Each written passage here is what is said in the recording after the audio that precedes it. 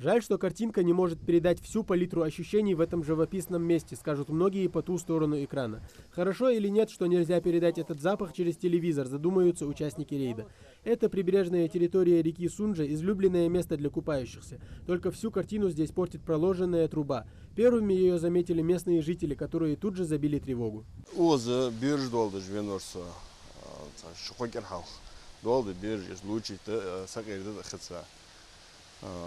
Bir açlayan loz wasart so dahash turber yoq ulush achuh khidar be khidar jo achuh haywash hajir da onur og khib behdaj og muhamdir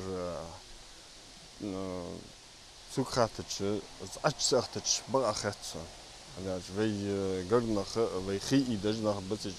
Сказано, услышано. Представители администрации Комэкологии, Росприроднадзора и не только разбираются уже вместе. Комиссии еще предстоит провести детальный анализ и выяснить, кто нарушитель. Сегодня решили выяснить, откуда этот стоки идут, проходят ли они через очистку, соответствующие очистные сооружения, имеется ли документация.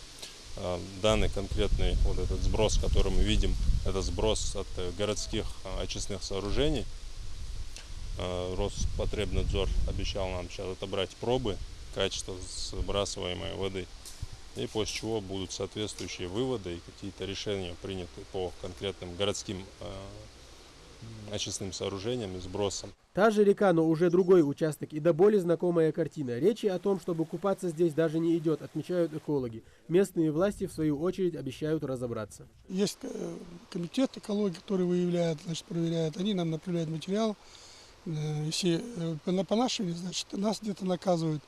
Так и мы сами, администрация, значит, выезжаем, значит, находим конкретного человека, то есть устанавливаем личность, данные на него и, соответственно, направляем материал, составляется материал, направляется в суды. Еще один пункт проверки – строящийся логистический центр в Карабулаке. По этому поводу также появилось замечание к властям в Инстаграме. Мол, налицо загрязнение окружающей среды. Канализационная труба ведет прямо в русло реки. Но дело принимает совсем другой оборот. Выясняется, что труба, проложенная в реку, в качестве отвода для ливневки. Эта труба – это чисто ливневка, которую вывели сюда, но к водоотведению она не подключена. И канализационных стоков-то здесь нет. Как мы видели на объекте, который мы сейчас выходили, все стоки воды, которые стекают с крыш этого объекта, они собираются в одну трубу и они протекают через отстойник, уже выходят сюда. Я думаю, здесь каких-то грязных, даже мусор задерживается в этих ямах, они будут в дальнейшем очищаться. Сам объект в настоящее время в эксплуатацию не введен. И в данное время там сейчас идет только строительство и заканчивается объект строительства. Борьбу за чистую природу экологи ведут не первый год. Вот только победа в ней зависит вовсе не от них, а от самих жителей. Тамерлан Хамхоев, Майрбек Миржоев, Новости 24.